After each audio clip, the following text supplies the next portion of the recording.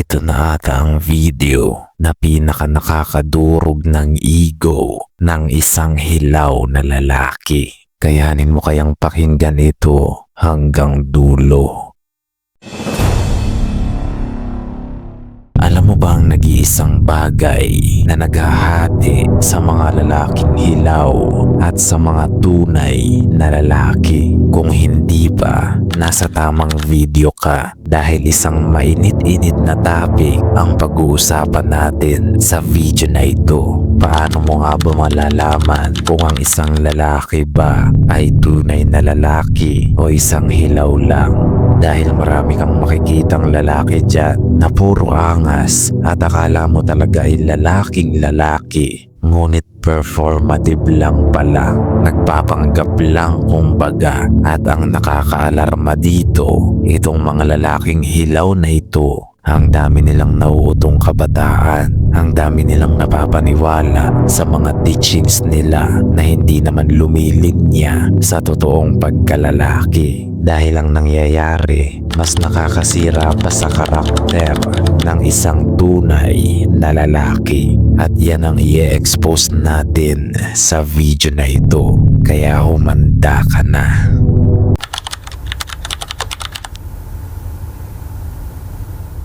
Sa mga hindi nakakapansin na kalalakihan dyan, ang daming male influencers ang naglipa na ngayon sa iba't ibang platform sa social media na nagtuturo kung paano raw maging isang tunay na lalaki. Sasabihin nila sa iyo na dapat ganito ka, na dapat ganyan ka.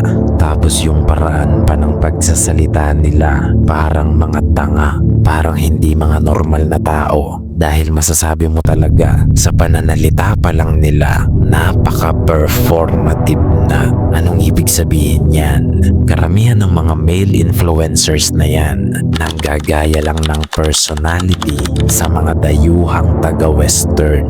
Kaya pansinin mo ang mga salitain nila. Talagang ginagaya kung paano magsalita yung mga Black American. Nakakadiri, di ba? Mga feeling alpha, sunod-sunuran din pala sa kultura ng ibang lalaki. Mga copycat at lesser version lang naman ng mga lalaking iniidolo at ginagaya nila sa ibang bansa. Mga pilit magtunog gangster, pilit magtunog Black American. Ginagaya pa talaga yung accent nila, yung mga puntuhin at mga islang ng Black Americans. Talagang ginagaya nila. Kulang na lang magpa-convert para lang masabing belong. Nakakaawa naman talaga. Kaya mapapansin mo sa mga kabataang Pinoy ngayon, gangster ang galawan pero mga pariwara ang buhay. Uhaw na uhaw sa validations. Gusto kasi nila na makita sila ng mundo na gangster at maangas sila. Performative na performative, diba? Na para bang kailangan nilang i-please ang mundo.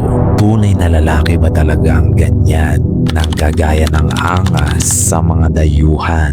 Isa na naman niyang colonial mentality lang. Kapag nagtunog at nagkilos western ka, lamang ka na sa mga kapwa mo Pinoy. Nakakadiri naman ang mindset mo. Mindset ng isang certified na copycat at lesser version ng totoong akda.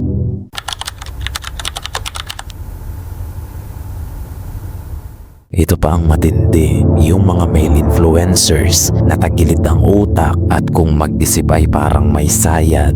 Ang lakas pa magturo ng empowerment daw sa mga kalalakihan at talagang gumagawa pa ng podcast. Matindi. Ituturo nila sa mga kalalakihan na dapat naghahabol ka sa babae pero yung pasimple lang o naghahabol dapat sa iyo ang babae. Puro babae ang lumalabas sa bibig nila na para bang isang malaking kompetisyon ang paramihan ng babae na kapag hindi ka sumabay hindi ka na tunay na lalaki. Na para bang nakatali sa dami ng babae ang definition mo bilang isang tunay na lalaki. Paramihan sila ng naikama. Payabangan na parang mga bata lang. Ganyan ba ang iniidolo mo? Kasali ka ba sa tinatawag nilang game?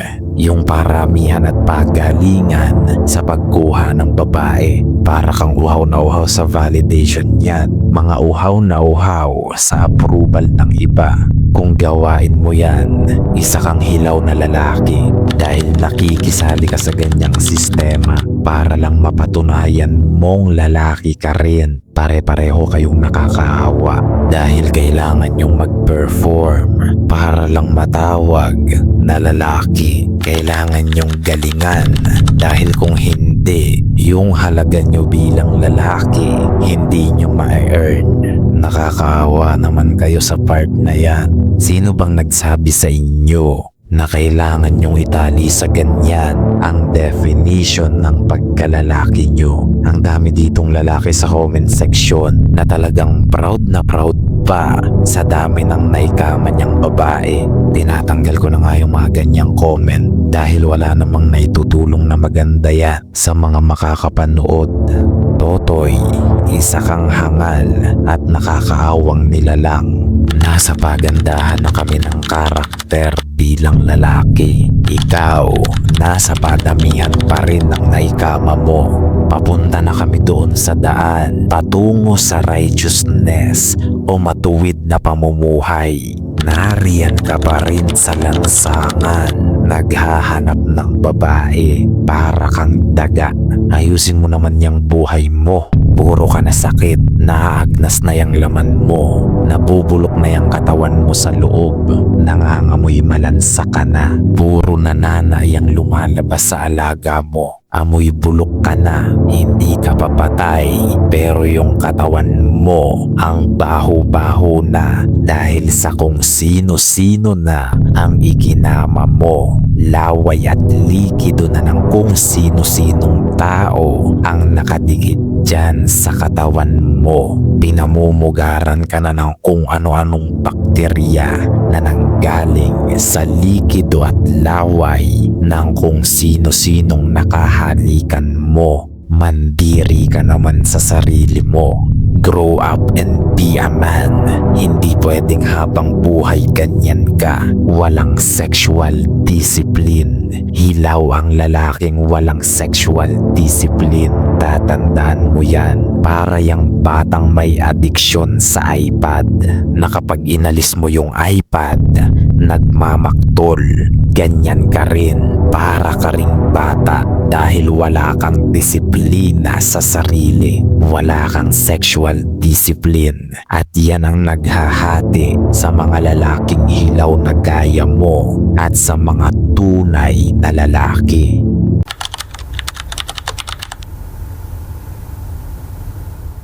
Sexual discipline ang naghahati sa mga lalaking hilaw at sa mga tunay na lalaki. Tatandaan mo yan, ang lalaking hilaw, habol lagi niyan ay makamuntong kaligayahan mula sa iba't ibang babae dyan. At kapag sinabi nating hilaw na lalaki, yan yung tinatawag nilang boy pa lang, hindi pa man. At baka hindi na maging man yan dahil nga lulong na sa sexual pleasures. Ang tanga-tanga mo kasi makinig.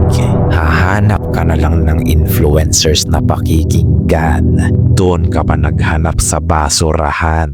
Mga puro kalipugan ang itinuturo. Anong mapapala mo dyan? Ikagaganda ba yan ang buhay mo? Kauunlad ba yan ang karakter na mayroon ka? Ikagagalak ba ng Diyos na gawin mo ng gawin yan? Ikalilinis ba yan ang kaluluwa mo? Sige nga, sagutin mo nga yan. Ipaglaban mo nga rito ang mga twisted teachings ng mga basurang male influencers na pinakikinggan mo. Masyado ka kasing fanatic.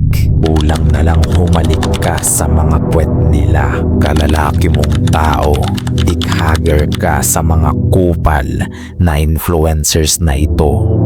Ngunit bakit nga ba kita sinesarmunan? Kung gusto mong sirain ang buhay mo, hindi naman ako maaapektuhan. Yan ang diferensya sa pinagkaiba sa karakter namin ng influencers na pinakikinggan mo. Akala mo talaga may concern ang mga yan sa'yo? Mangmang, alam nila ang psychology behind the ego of a boy. Kaya lahat ng ituturo niyan sa'yo ay yung mga bagay na gusto mong marinig at hindi ang kailangan mong marinig. Yung mga bagay na magpapayabang lalo sa ego mo kahit pa sinisira na nito ang karakter mo bilang lalaki. Yang mga pinakikinggan mong kupal, nagpe-perform yan based sa ego ng nakikinig sa kanila. Kaya ang mga teachings niyan ay umiikot din lang hindi sa kung ano ang morally right, kundi kung alin ang ego boosting. Naunawaan mo ba yan? Kaya ang dami ngayong lalaki ang nananatiling hilaw at performative dahil sa mga gurong hilaw at performative din. Ipapakita nila ang mukha nila sa screen dahil gusto nilang papurihan. Gusto nila ng recognition. Alam mo ba yan? Tapos questionin mo kung bakit nakamaskara ako habang nagtuturo ng ganito. Mangmang, hindi ka talaga nag-iisip ng tama kung ang goal at ang habol ko ay papuri at recognitions nyo gaya ng mga typical at mga kupal na male influencers dyan. Eh di sana noon ko pa ipinakita ang mukha ko sa public, hindi ba? Kaso hindi mo maunawaan yan kasi isa kang tanga.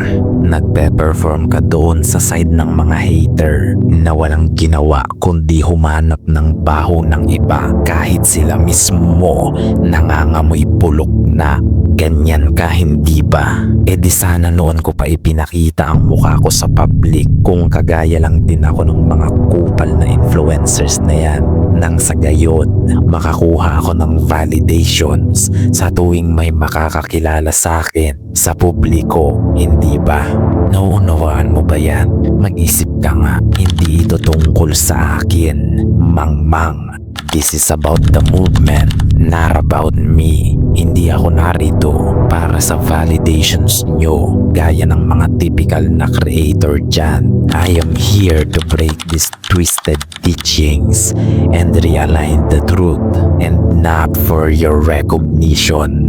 Tatandaan mo yan. But unfortunately, you are still a boy to understand that.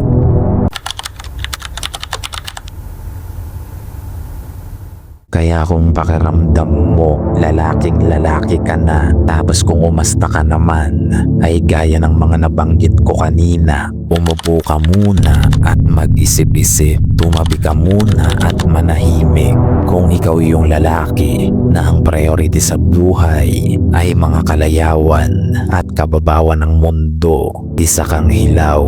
Huwag mo nang ipagyabang pati yan dahil lalo kang nagmumukhang nakakaawa sa paningin namin. Dahil ang tunay na lalaki, isinasaayos niya ng buhay, karakter at sarili niya.